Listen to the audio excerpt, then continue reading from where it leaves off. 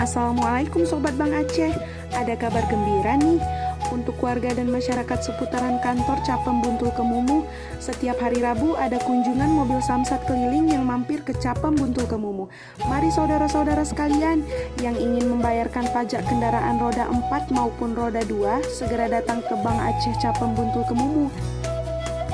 Dengan adanya mobil Samsat keliling ini, mempermudah Anda melakukan pembayaran pajak kendaraan roda 4 dan roda 2 tanpa harus ke kantor Samsat lagi.